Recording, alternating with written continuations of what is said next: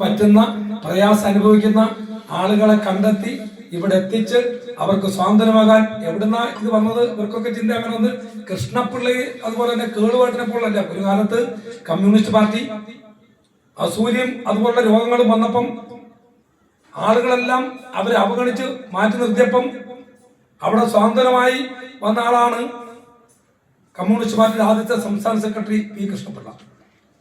ആ കൃഷ്ണപിള്ളയുടെ ആഗസ്റ്റ് 19 നമ്മൾ കിടപ്പ് രോഗികളെ പരിശോധിക്കാൻ അവർക്ക് സ്വാതന്ത്ര്യമേകാൻ പോകുന്ന ദിവസം.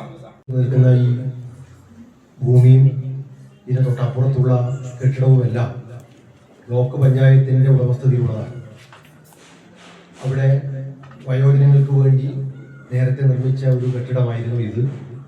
പക്ഷെ ഇത് പൂട്ടിക്കിടന്ന സാഹചര്യത്തിലാണ് അന്നത്തെ ബ്ലോക്ക് പഞ്ചായത്ത് ഭരണസമിതി ആലോചിച്ച് ഇത് വയോജനങ്ങൾക്കും സ്വാതന്ത്ര്യ പ്രചരണം ആവശ്യമുള്ളവർക്കുമുള്ള ഒരു കേന്ദ്രമായി മാറ്റാൻ തീരുമാനിച്ചത്.